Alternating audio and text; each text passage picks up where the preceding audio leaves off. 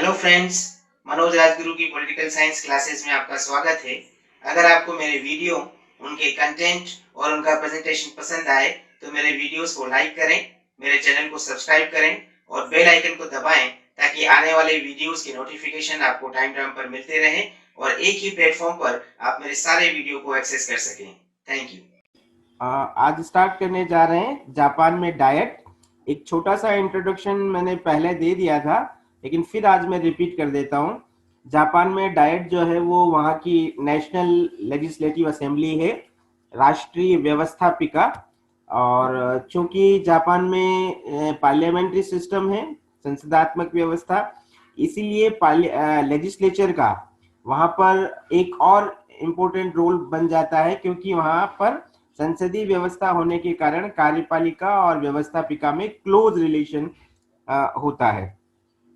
तो ये व्यवस्थापिका, जिसे कि हम नए संविधान में, शोवा संविधान में डाइट के नाम से जानते हैं, इसका कॉम्पोजिशन क्या है ये जानने से पहले हम लोग देखने की कोशिश करते हैं कि जो मेजी कॉन्स्टिट्यूशन था 1889 का, उस मेजी संविधान के तहत जापान में व्यवस्थापिका की क्या स्थिति थी। हम लोगों ने पहले पढ़ा हुआ है कि एशिया के अंदर जापान एकमात्र ऐसा देश था जहां पर सबसे पहले व्यवस्थापिका की स्थापना की गई, संसद की स्थापना की गई। तो एक तरह से हम ये कह सकते हैं कि जापान में कानून निर्मात्री सभा के रूप में व्यवस्थापिका सबसे पहले स्थापित हुई है। और जापान इस मामले में एक अनुभवी राष्ट्र रहा है। हालांकि जब हम मेजी संविधान में बात करते हैं व्यवस्थापिका की, तो उसको साम्राज्य व्यवस्थापिका यानी कि इंपीरियल असेंबली के रूप में जाना जाता था। मतलब अभी जिसको हम डाइट कहते हैं, मेजी कॉन्स्टिट्यूशन में उसका नाम था इंपीरियल असेंबली यानी कि साम्राज्यीय व्यवस्थापिका। साम्राज्यीय व्यवस्थापिका का मतलब साफ नाम से स्पष्ट है कि एक ऐसा इंस्टीट्यूशन, एक ऐसी संस्था जो साम्राज्य यानी कि किंग, जो कि उस समय का हेड था, उस किंग के अंडर में रहकर उसकी संपत्ति के रूप में काम करेगी। तो हम कह सकते हैं कि हालांकि 1890 के अंदर जापान में व्यवस्थापिका की स्थापना हो चुकी थी, लेकिन वो उतनी प्रभावी नहीं थी। वो केवल एक एडवाइजरी कमेटी, जैसे कि हम मंत्रिमंडल के बारे में बात कर सकते हैं, वैसे ही हम इंपीरियल असेंबली के बारे में भी बात कर सकते हैं कि उस पर पूरा नियंत्रण सम्राट का रहता था। तो एक सबऑर्डिनेट इंस्टीट्यूशंस के रूप में व्यवस्थापिका की स्थापना मेजी कॉन्स्टिट्यूशन में भी रही है। फिर जब 1947 में जब नया संविधान बना, तो एक नए स्वरूप में एक इंडिपेंडेंट और अनबायस्ड इंस्टीट्यूशन के रूप में डाइट को इस्टेब्लिश किया गया। तो इस रूप में हम कह सकते हैं कि आज जो हमारे पास डाइट है जापान के अंदर, वो एक इंडिपेंडेंट इंस्टीट्यूशन भी है और एक सॉवरेन इंस्टीट्यूशन भी है। सॉवरेन का मतलब संप्रभु। संप्रभु किस अर्थ में कह रहे हैं कि जहां मेजी कॉन्स्टिट्यूशन के अंदर डाइट के डिसीजन के ऊपर सम्राट का प्रभाव था, वहीं अब डाइट के डिसीजन के और डाइट के प्रोसीजर के ऊपर किसी का कोई इन्फ्लुएंस नहीं है, किसी का कोई प्रेशर नहीं है। बिना दबाव, बिना प्रभाव के डाइट अब उसको जो शक्ति सौंपी गई है कानून निर्माण के बारे में, उसको लेकर वो स्वतंत्र रूप से काम करती है। और ये एकमात्र ऐसी संस्था है जापान की जो जापान के लिए समस्त कानूनों का निर्माण करती है। तो ये कुछ एक नया बैकग्राउंड जो था हमारा, कैसे मेजी कॉन्स्टिट्यूशन से आज के मेजी कॉन्स्टिट्यूशन में जो इंपीरियल असेंबली थी उससे आज की डाइट थोड़ी सी जुदा जुदा है या अलग है, उसके बारे में हम इस रूप में बता सकते हैं। जैसा कि पिछली क्लास में हमने कहा कि जापान में जो डाइट है वो एक बाई कैमरल या द्विसदनात्मक व्यवस्थापिका है, जिसका कॉम्पोजिशन दो हाउसेस से मिलकर बना है। एक जिसको हम लोअर हाउस कहते हैं, हाउस ऑफ रिप्रेजेंटेटिव यानी कि प्रतिनिधि सदन, और दूसरा जिसको कि हम हाउस ऑफ काउंसलर्स यानी कि सभासद सदन के नाम से जानते हैं। ये मिलकर बना है डाइट। अब मैं यहाँ पर आपको एक नई चीज और बता रहा हूं जिसको आप ध्यान से समझने की कोशिश करना। इंडिया के कंपेयर से अगर हम इंडिया की बात करते हैं, इंडिया के लेजिस्लेचर को हम कहते हैं संसद। संसद किससे मिलकर बनी है? तो आप संसद में यहाँ पर लिख सकते हो लोकसभा, यहाँ पर लिख सकते हो राज्यसभा, यहाँ पे एक चीज और ऐड करनी पड़ती है हमको, और वो है प्रेसिडेंट, यानी कि लोकसभा, राज्यसभा और राष्ट्रपति, ये तीनों मिलकर भारत की व्यवस्थापिका बनते हैं। क्यों? क्योंकि हमारे यहाँ हम लोगों ने क्या माना हुआ है कि कोई भी बिल लो तभी बनेगा, किसी भी विधेयक को कानून तभी माना जाएगा जब वो संसद के दोनों सदनों से पारित होने के बाद उसे राष्ट्रपति मंजूरी प्रदान करेगा। मतलब कानून निर्माण के क्षेत्र में राष्ट्रपति की भी भूमिका है। आप जानते हो कि राष्ट्रपति अगर चाहे तो वीटो पावर का यूज करके कानून को वापस हाउस में लौटा भी सकता है। तो इस रूप में जब हम भारत के संदर्भ में बात करते हैं तो लोकसभा, राज्यसभा और राष्ट्रपति, ये तीनों मिलकर भारत की संसद बनती है। लेकिन जब हम जापान में बात कर रहे हैं, वहां पर भी भारत की तरह संसदात्मक व्यवस्था है, लेकिन वहां पर सम्राट को डाइट का मेंबर नहीं माना गया है। वहां पर डाइट को जब हम बात करते हैं तो डाइट के कॉम्पोजिशन में केवल दो ही चीज आती है, एक हाउस ऑफ रिप्रेजेंटेटिव और दूसरा हाउस ऑफ काउंसलर, ये दोनों मिलकर डाइट बनते हैं। अब ऐसा क्यों? वहां पर नॉमिनल हेड को क्यों लेजिस्लेचर में इंक्लूड नहीं किया गया है? तो आप याद करो, हमने जो पिछला टॉपिक पढ़ा था उसमें हमने ये देखा था कि जब भी कोई बिल कानून बनना होता है तो डाइट से पास होने के बाद वो किसके पास जाता है? मंत्रिमंडल, कैबिनेट के पास जाता है, और कैबिनेट के द्वारा उसको अप्रूवल दी जाती है। यानी कि जो सिग्नेचर का काम भारत में प्रेसिडेंट करता है, जापान में वो सिग्नेचर का काम कैबिनेट के द्वारा किया जाता है। इसीलिए सम्राट का डाइट में कोई इन्वॉल्वमेंट ना होने के कारण जापान में कॉन्स्टिट्यूशनल हेड को, यानी कि सम्राट को, डाइट से बिल्कुल अलग रखा गया है। तो ये इस फॉर्म में हम बता सकते हैं जापान में डाइट प्रतिनिधि सदन और सभासद सदन दोनों से मिलकर बनती है। ये एक और इंट्रोडक्शन हम बता सकते हैं। नेक्स्ट, अगली बात, जब हम डाइट के ऑर्गेनाइजेशन की करते हैं तो तीन बड़े बड़े आर्टिकल हम लोगों को दिमाग में रखने पड़ते हैं। सबसे पहले हम बात करते हैं आर्टिकल 43 की। अभी जैसे मैंने कहा था, वहां पर दो हाउस है। एक को हम निम्न सदन, लोअर हाउस के रूप में जानते हैं, दूसरे को हम अपर हाउस यानी कि उच्च सदन के रूप में जानते हैं। House of representative lower house है और सभासद सदन अपर हाउस है।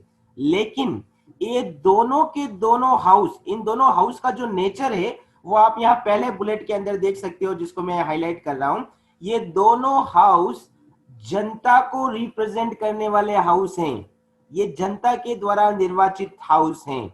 अब आर्टिकल 43 के अंदर जो शोवा संविधान का आर्टिकल 43 है, वो ये कहता है कि दोनों सदनों के सभी सदस्य, यहाँ ध्यान रखना सभी मेंबर्स की बात कर रहे हैं हम, जितने भी मेंबर्स हैं वो सभी के सभी मेंबर्स जनता के द्वारा चुने जाएंगे। इसका मतलब क्या है कि इलेक्शन के अलावा और कोई प्रोसेस नहीं है जिसके माध्यम से किसी व्यक्ति को हाउस में भेजा जा सकता है। फॉर एग्जाम्पल, मैं इंडिया की बात करता हूं। इंडिया के अंदर आप लोगों को पता है राज्यसभा के अंदर 250 मेंबर्स हैं। 250 मेंबर्स में से इलेक्टेड मेंबर्स कितने हैं? 238। और 12 मेंबर्स कौन है? 12 मेंबर्स वो होते हैं जिनको प्रेसिडेंट मनोनीत करता है। यानी कि वो कौन से लोग हो सकते हैं? Education, literature, science, sports, social service, अलग अलग सेक्टर्स में जो स्पेशल अचीवमेंट गेन करते हैं, स्पेशल अचीवमेंट रखने वाले लोगों को हमारे यहाँ पर प्रेसिडेंट नॉमिनेट करता है। यहाँ ध्यान रखना, इलेक्शन की बात नहीं कर रहे हैं, नॉमिनेशन की बात कर रहे हैं। तो हमारे यहाँ तो जैसे 12 मेंबर्स को नॉमिनेट करने का प्रोविजन है, यानी कि सारे के सारे मेंबर्स इलेक्टेड नहीं है। लेकिन जापान के दोनों ही हाउस, चाहे वो हाउस ऑफ रिप्रेजेंटेटिव हो चाहे वो हाउस ऑफ काउंसलर्स हो, दोनों हाउसेस के अंदर सारे के सारे मेंबर जनता के द्वारा इलेक्टेड होंगे। आर्टिकल 43 के अंदर ये प्रोविजन किया गया है। दूसरी बात, दोनों हाउसेस के अंदर मेंबर्स कितने कितने होंगे, तो इसको हम यहाँ पर कह रहे हैं कि डाइट ने, कॉन्स्टिट्यूशन में नंबर्स डिसाइड नहीं किया है कि हाउस ऑफ रिप्रेजेंटेटिव में कितने मेंबर होंगे और हाउस ऑफ काउंसलर्स में कितने मेंबर होंगे। ये बात कॉन्स्टिट्यूशन ने किसके ऊपर छोड़ दी? डाइट के ऊपर छोड़ दी कि डाइट के लॉज, यानी कि कानून के द्वारा समय समय पर डाइट खुद अपने मेंबर्स का नंबर डिसाइड करेगी कि कितने मेंबर्स हमारे यहाँ पर होने चाहिए। अभी जब हम कॉम्पोजिशन अगली अगली स्लाइड पे जाएंगे तब इसको और डिटेल में समझेंगे, लेकिन फिलहाल हम इतना समझ लेते हैं कि दो बातें हैं आर्टिकल 43 के अंदर। पहली बात, डाइट के जो दोनों हाउस हैं, अपर हाउस लोअर हाउस, उन दोनों हाउस के सारे मेंबर जनता के द्वारा चुने जाएंगे। और दूसरा, दोनों हाउसेस में मेंबर्स कितने होंगे वो सारे के सारे मेंबर्स डाइट के लॉज के द्वारा तय किए जाएंगे। ये आर्टिकल 43 का प्रोविजन। फिर हम बात करते हैं आर्टिकल 44। आर्टिकल 44 के अंदर ये कहा गया है कि दोनों हाउसेस के अंदर जो मेंबर्स इलेक्टेड होंगे, जिन जिन लोगों का चुनाव किया जाएगा, उन लोगों की योग्यताएं क्या होगी। जैसे कि हम लोग कहते हैं ना कि हमारे यहाँ भी लोकसभा में जाने के लिए न्यूनतम ये योग्यता होनी चाहिए, राज्यसभा में जाने के लिए न्यूनतम ये योग्यता होनी चाहिए। उसी तरह से डाइट के दोनों सदनों में जाने के लिए योग्यता क्या होनी चाहिए, ये कौन डिसाइड करेगा, ये भी डाइट के कानून के द्वारा तय की जाएगी। तो ये एक और अगली बात सदन के सदस्यों की। और साथ ही साथ देखो एक और वर्ड लिख रखा है, निर्वाचकों। निर्वाचकों का मतलब वोटर्स की हम बात कर रहे हैं कि वोटर्स का की योग्यता क्या होगी, ये भी कानून के द्वारा तय किया जाएगा। मतलब दो चीजें आर्टिकल 44 के 4 कह रहा है कि हाउसेस, दोनों हाउसेस के अंदर जाने वाले लोगों की योग्यता प्लस उनको चुनने वाले लोगों की योग्यता क्या होगी, ये समय समय पर कानून के द्वारा तय किया जाएगा। अभी इसके बारे में भी मैं आपको एक बात बताऊंगा, कानून के द्वारा कैसे तय होगा। दूसरी बात, आर्टिकल 44 और ये कहता है कि जब कानून ये तय करेगा कि सदन में जाने वाले सदस्यों की योग्यताएं क्या हो या निर्वाचकों की योग्यताएं क्या हो, तो ये तय करते समय किसी भी आधार पर किसी भी वर्ग से किसी भी प्रकार का भेदभाव नहीं किया जाएगा। मतलब ऐसा नहीं है कि जापान का कॉन्स्टिट्यूशन बनाते वक्त एक क्लास को तो प्रिविलेज दे रहा है और दूसरे क्लास को डिप्राइव्ड क्लास की कैटेगरी के अंदर रख रहा है। नहीं, जो भी राइट्स होंगे, जो भी नॉर्म्स होंगे, सारे अधिकार, सारे मानक, सारे नियम सभी के लिए इक्वली बनेंगे, समान रूप से वो सभी पर लागू होंगे।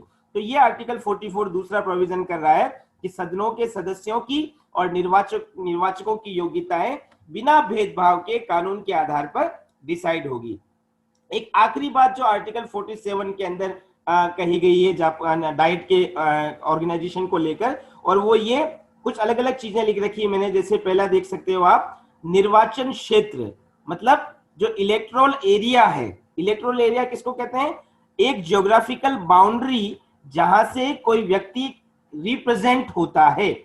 जैसे हम लोग बात करते हैं राजस्थान से लोकसभा में 25 मेंबर इलेक्ट होकर जाते हैं, तो इसका मतलब पूरे राजस्थान को कितने इलेक्ट्रोल एरिया के अंदर डिवाइड कर रखा है? 25 एरियाज के अंदर डिवाइड कर रखा है। तो ये 25 एरिया क्या है? निर्वाचन क्षेत्र, इलेक्ट्रोल एरिया। तो ऐसे ही जापान के अंदर इलेक्ट्रोल एरिया क्या होंगे, ये कौन डिसाइड करेगा? ये भी कानून के द्वारा तय होगा। इलेक्शन मेथड क्या होगा, अभी हम थोड़ी देर बाद देखेंगे, आपको नजर आएगा कि जापान में इलेक्शन मेथड अलग अलग तरह का है, और वो इलेक्शन मेथड किन किन लोगों के द्वारा और किन लोगों के लिए होगा, ये भी कानून के द्वारा तय किया जाएगा।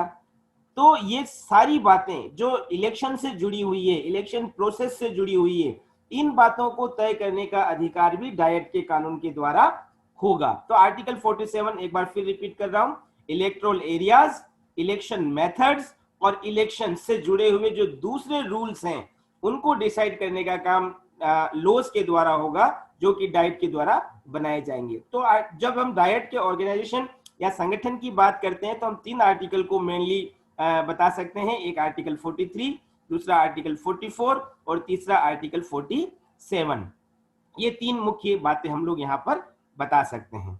अब हम लोग आते हैं एक और अगली बात जो दोनों हाउस के ऊपर लागू होती है। यहाँ ध्यान रखना, जब मैं डाइट का नाम लेता हूं तो मैं दोनों सदनों की बात कर रहा हूं, दोनों हाउसेस का उसमें जिक्र हो रहा है, हाउस ऑफ रिप्रेजेंटेटिव का भी हो रहा है और हाउस ऑफ काउंसिलर का भी हो रहा है। जब हम डाइट का नाम ले रहे हैं इसका मतलब हम दोनों हाउसेस की बात कर रहे हैं, और जब हम पर्टिकुलर किसी एक हाउस की बात करेंगे तो उसके बारे में अलग से उसके फीचर्स को लेकर डिस्कस करेंगे। तो अभी मैं केवल डाइट की बात कर रहा हूं। तो आर्टिकल 43, 44 और 47 वो पूरे डाइट के ऑर्गेनाइजेशन को लेकर वो चर्चाएं थी। अभी ये जो इस स्लाइड पर जब हम डिस्कस करने जा रहे हैं तो ये भी पूरे डाइट के बारे में है। अब यहाँ पर 4 अलग अलग बातें मैंने लिख रखी है। सबसे पहली बात जो कि बहुत सिंपल सी लिख रखी है वो है डायट के दोनों हाउस जनप्रतिनिधि सदन है, मतलब पब्लिक रिप्रेजेंटेटिव हाउसेस है। अब यहां पर हम इसको स्पेशली डिस्कस क्यों कर रहे हैं, क्योंकि आप लोगों ने पढ़ रखा है लाइक इंडिया, अमेरिका जो कि फेडरल स्ट्रक्चर वाले देश हैं, जहां पर बाइकैमरल या द्विसदनात्मक व्यवस्थापिका है, हम दोनों हाउस को अलग अलग नेचर के रूप में डिफाइन करते हैं। जैसे इंडिया की बात करें, भारत में लोअर हाउस लोकसभा किसको रिप्रेजेंट कर रहा है? लोगों को, यानी कि उसको हम पब्लिक रिप्रेजेंटेटिव हाउस कहते हैं। लेकिन हम राज्यसभा के बारे में क्या कहते हैं कि राज्यसभा जो है वो यूनिट्स या इकाइयों को रिप्रेजेंट करता है। फेडरल स्ट्रक्चर है हमारे यहाँ पर, इसलिए अपर हाउस लोगों को रिप्रेजेंट ना करके राज्यों को रिप्रेजेंट कर रहा है। इसी तरह से जब हम अमेरिका में भी अब बात करते हैं तो सेम आंसर देते हैं। अमेरिका में भी जो लोअर हाउस है, हाउस ऑफ रिप्रेजेंटेटिव, वो लोगों को रिप्रेजेंट करता है। लेकिन जब हम बात करते हैं सीनेट की, तो सीनेट, आप लोगों को पता है, सीनेट में हर स्टेट से 2 मेंबर जाते हैं। इसका मतलब क्या है? वो स्टेट्स को रिप्रेजेंट कर रहा है। तो जापान में ऐसा नहीं है। अगर चलो हम एक और स्टेट की बात करते हैं, यूके की। अब ब्रिटेन के अंदर भी 2 हाउस है, हाउस ऑफ कॉमन्स और लॉर्ड सभा। जो लोअर हाउस है, हाउस ऑफ कॉमन्स, वो पब्लिक को रिप्रेजेंट करता है। लेकिन जब हम हाउस ऑफ लॉर्ड्स की बात करते हैं तो वो क्लास को रिप्रेजेंट करता है, अलग अलग वर्गों को। जब हम नेक्स्ट ब्रिटेन का संविधान पढ़ेंगे तब हम देखेंगे कि कैसे उसके कॉम्पोजिशन में अलग अलग क्लासेस को लेकर अलग अलग प्रोविजन किए गए हैं। तो उन सब से अलग जब हम जापान की बात करते हैं तो जापान में दोनों के दोनों हाउस शुद्ध रूप से प्योरली जनता को रिप्रेजेंट करते हैं। और इसका एग्जांपल आपने भी देखा होगा, आर्टिकल 43 के अंदर मैंने बताया था कि दोनों हाउस के सभी मेंबर्स जनता के द्वारा निर्वाचित होंगे। तो चूंकि सारे के सारे मेंबर्स जनता के द्वारा इक्वली इलेक्ट हो रहे हैं, इसीलिए हम इन दोनों हाउसेस को कह रहे हैं कि ये जनप्रतिनिधि सदन है। अब ये दूसरा आप लोगों ने यहाँ पे देख रखा है, दूसरा पॉइंट, दूसरी बात जो हम लोगों ने लिखी है वो है वयस्क मताधिकार, एडल्ट वोटिंग राइट्स। अभी पिछली स्लाइड्स में मैं आपको बता रहा था कि आप लोगों ने ये सेकंड पॉइंट आर्टिकल 44 के अंदर देखा था, निर्वाचकों की योग्यता, जो कि दोनों हाउस के मेंबर्स को चुनने वाले लोग हैं, इलेक्टर्स, जैसे कि हम लोग जिसको अपनी कॉमन भाषा में कहते हैं वोटर्स या मतदाता। उन मतदाताओं की योग्यता कौन डिसाइड कर रहा है? डायट के लॉज। तो अब यहां पर मैंने आपको पिछली क्लास के अंदर जब हम बात कर रहे थे जापान के कॉन्स्टिट्यूशन के सैलिएंट फीचर्स, तब हम लोगों ने कहा था कि वहां पर दोनों हाउसेस का इलेक्शन एडल्ट वोटिंग राइट्स से होता है, और एडल्ट वोटिंग राइट्स की जो एज है वो है 20 ईयर्स। वो मैंने आपको बताया था 1947 के कंटेक्स्ट को लेके।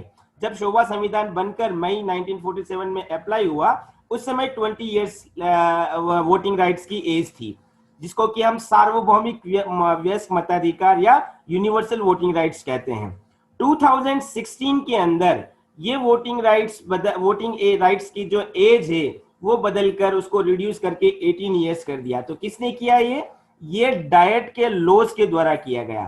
तो अभी 2020 की जब हम बात करते हैं तो हम कह सकते हैं कि जापान में हर वो व्यक्ति जो 18 साल की मिनिमम एज को कंप्लीट कर रहा है, वो डायट के दोनों हाउस ऑफ रिप्रेजेंटेटिव और हाउस ऑफ काउंसलर्स, उनके मेंबर्स को इलेक्ट करने की योग्यता रखता है बिना किसी भेदभाव के। ये है यूनिवर्सल वोटिंग राइट्स, जिसके माध्यम से दोनों हाउसेस का इलेक्शन होता है। फिर तीसरा पॉइंट इसमें आप लोगों ने लिख रखा है डायरेक्ट इलेक्शन, जिसको हम बोलते हैं प्रत्यक्ष मतदान। अब यहाँ डायरेक्ट इलेक्शन का मतलब क्या है कि जितने भी रिप्रेजेंटेटिव चुने जा रहे हैं उनको सीधा का सीधा जनता के द्वारा चुना जा रहा है, मतलब कोई मीडिएटर नहीं है। यहाँ इसको हम हमारे भारत के संदर्भ में समझ सकते हैं। आप लोगों को पता है लोकसभा के जो सारे मेंबर हैं हमारे यहाँ, वो जनता के द्वारा डायरेक्टली चुने जाते हैं। यानी कि लोकसभा के चुनावों में आम भारतीय मतदाता अपना वोट देकर अपना प्रतिनिधि चुनता है। लेकिन हमारे यहाँ राज्यसभा में क्या प्रोसीजर है? राज्यसभा के लोगों को चुनने के लिए भारतीय मतदाता वोट नहीं करता है, भारतीय मतदाता के द्वारा जो चुने हुए प्रतिनिधि हैं, जैसे कि राजस्थान से अगर 10 लोगों का चुनाव किया जाना है राज्यसभा के लिए, तो वो 10 लोग कौन चुनेंगे? राजस्थान की विधानसभा के मेंबर। और विधानसभा के लोगों को किसने चुना हुआ है? हम लोगों ने चुना हुआ है। तो हमारे द्वारा इलेक्टेड मेंबर्स राज्यसभा के लिए वोट करते हैं। ये इनडायरेक्ट वोटिंग है। राज्यसभा के लिए इनडायरेक्ट जनता की वोटिंग है, डायरेक्ट जनता राज्यसभा के मेंबर्स को नहीं चुनती है ना। लेकिन जब हम बात करते हैं जापान की, तो जापान के दोनों ही सदनों में जितने भी मेंबर्स हैं उन सभी मेंबर्स को डायरेक्टली जनता के द्वारा चुना जाता है। तो ये एक और फीचर्स हम वहां पर डायरेक्ट के इलेक्शन को लेकर कॉमनली दोनों हाउसेस के बारे में बता सकते हैं। और लास्ट जो हमने एक बात करी है, गुप्त मतदान। आप सब इसको अच्छी तरह से समझते हो। जब भी वोटिंग की जाती है, हर जगह कहीं पर भी विश्व के किसी भी कोने में वोटिंग करते वक्त वोट को, वो जो भी व्यक्ति, जो भी वोटर है, वो वोट कास्ट करते वक्त अपना वोट पब्लिकली दिखाता नहीं है। वो किसी सुनसान, मतलब अकेले में जाके या छुपाकर अपना वोट देता है। तो यही प्रथा जो है हम जापान में भी बता सकते हैं। जापान के अंदर भी इसी प्रकार का गुप्त मतदान का जो प्रावधान है वो कॉन्स्टिट्यूशन के माध्यम से किया गया है। तो ये चार बातें, जनप्रतिनिधि सदन, वयस्क मताधिकार, प्रत्यक्ष मतदान और गुप्त मतदान, ये चारों की चारों बातें जो है वो जापान के अंदर डायट के दोनों सदनों को लेकर हम बता सकते हैं। अब इसी तरह से डायट को लेकर हम दो और बातें यहां पर करने जा रहे हैं। पहली बात जो है वो है योग्यताएं क्या होनी चाहिए डायट में जाने के लिए। केवल एक योग्यता जो है वो दोनों जगह अलग अलग है, बाकी सारी योग्यताएं कॉमन है डायट के दोनों हाउसेस में जाने के लिए। सबसे पहली बात आपने लिखी, आपको दिख रही होगी स्क्रीन पे योग्यताओं में, बाईबोर्न सिटीजन, जन्मजात नागरिक। यहाँ पर आप ये देखिए, ये एक स्पेशल फीचर है जापान की डायट में जाने के लिए। यानी कि आज मैं जो कि इंडिया का निवासी हूं, सपोज करो अगर मैं इंडिया की सिटीजनशिप छोड़कर जापान की सिटीजनशिप ले लेता हूं और वहां पर लंबे समय तक रहता हूं और मेरा वहां की पब्लिक में अच्छा होल्ड भी बन जाता है, लोगों में मेरा प्रभाव बन जाता है, लेकिन उसके बावजूद मैं जापान की डाइट का इलेक्शन नहीं लड़ सकता। क्यों?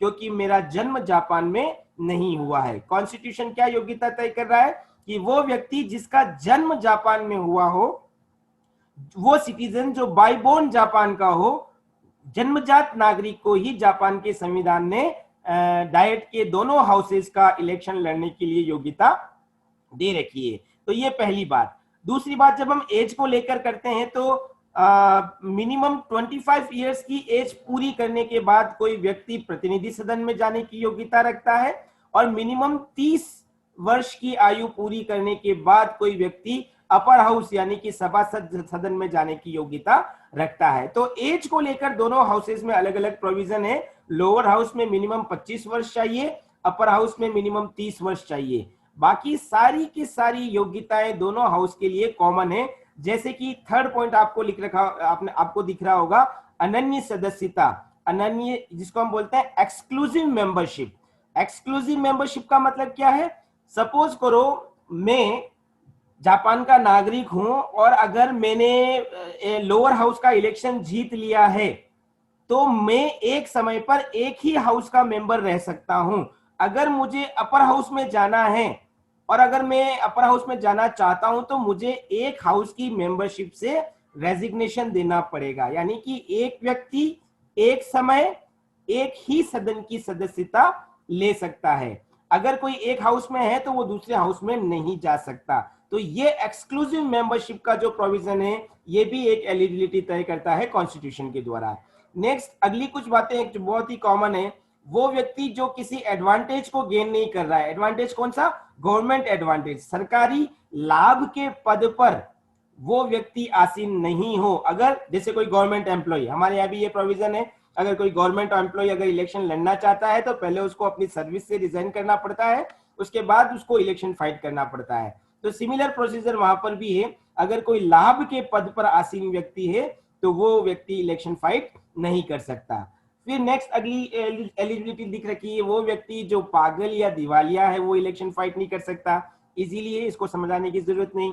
नेक्स्ट, जापान का कॉन्स्टिट्यूशन ये भी कहता है कि अगर कोई व्यक्ति न्यायालय के द्वारा दंडित किया गया है किसी भी क्राइम के दौरान, तो ऐसे न्यायालय के द्वारा दंडित किए गए व्यक्ति को भी चुनाव नहीं लड़ने दिया जाएगा, यानी कि ये उसके ऊपर बैन है। इसका मतलब क्या है कि वो व्यक्ति जिसका कैरेक्टर बिल्कुल क्लियर है, जिसको न्यायालय ने कभी दंडित नहीं किया है, वही व्यक्ति दोनों हाउस में से किसी भी हाउस में जाने की योग्यता रखता है।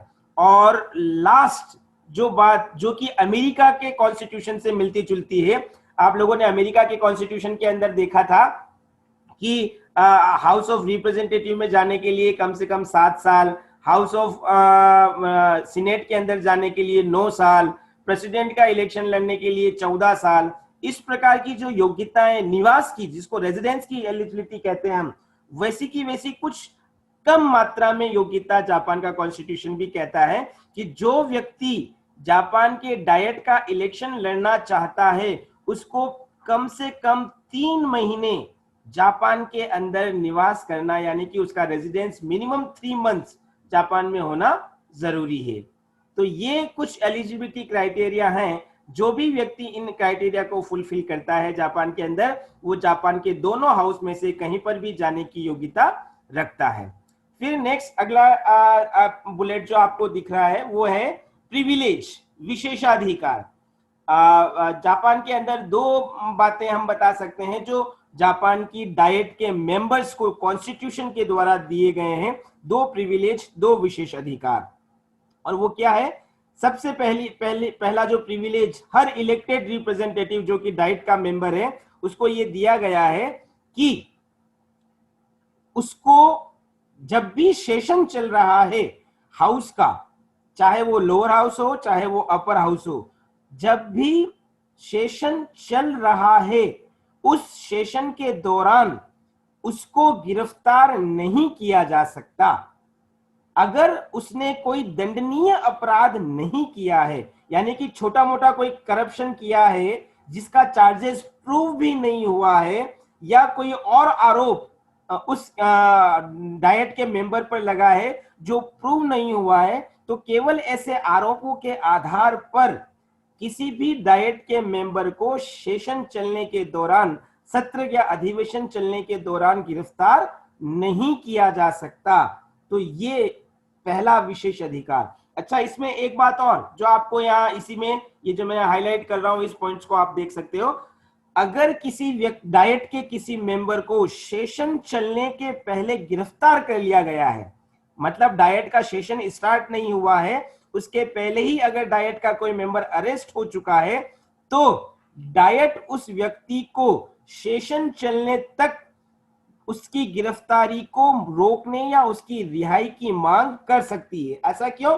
क्योंकि डाइट ये मानती है कि हर पब्लिक रिप्रेजेंटेटिव को पब्लिक के फेवर में बोलने का राइट है, और अगर वो उस समय गिरफ्तार है तो वो अपने एरिया की पब्लिक का, जिसका वो रिप्रेजेंटेशन कर रहा है, उसकी बात हाउस के अंदर नहीं रख पाएगा। इसीलिए ये कॉन्स्टिट्यूशन प्रोविजन करता है, स्पेशल राइट्स या प्रिविलेज देता है कि अगर सेशन के पहले भी किसी व्यक्ति को गिरफ्तार कर लिया गया है तो अधिवेशन या सेशन चलने तक उसको रिहा किया जाए, यानी कि उसको हाउस में अवेलेबल रहने का अवसर दिया जाए। तो ये पहला प्रिविलेज जो डाइट के इलेक्टेड मेंबर्स को प्रदान किया गया है कॉन्स्टिट्यूशन के द्वारा। और दूसरा जो प्रिविलेज दिया गया है, जो कि अक्सर हम लोग अमेरिका में भी पढ़ते हुए आए हैं, भारत के अंदर भी हम लोग देखते हैं, दूसरा जो प्रिविलेज है वो ये कि डाइट के हर मेंबर को बोलने की पूरी आजादी है, यानी कि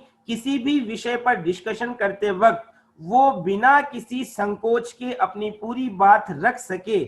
इसके लिए उसको एक और प्रिविलेज दिया गया, और वो ये कि हाउस के अंदर वो जो कुछ भी फैक्ट्स रख रहा है, वो जो कुछ भी बात कह रहा है, उस बात के लिए उसको हाउस के बाहर रेस्पॉन्सिबल नहीं बनाया जाएगा। यानी कि अगर उसने कोई फैक्ट्स रखे हैं तो उसको हाउस के बाहर ये नहीं कहा जाएगा कि आप वापस उसको रिपीट करो, आपने ऐसा कहा, या उन फैक्ट्स के बल पर उसको न्यायालय में गवाही देने के लिए भी बाध्य नहीं किया जाएगा।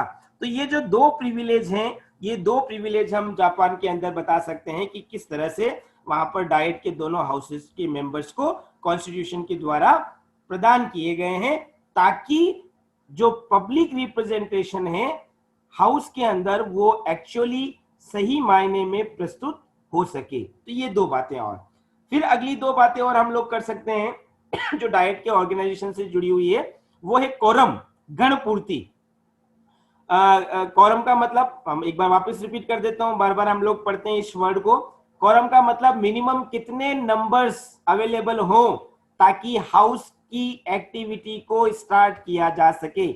सदन को चलाने के लिए कम से कम कितने लोगों की उपस्थिति जरूरी हो, उसको हम कहते हैं कोरम या गणपूर्ति।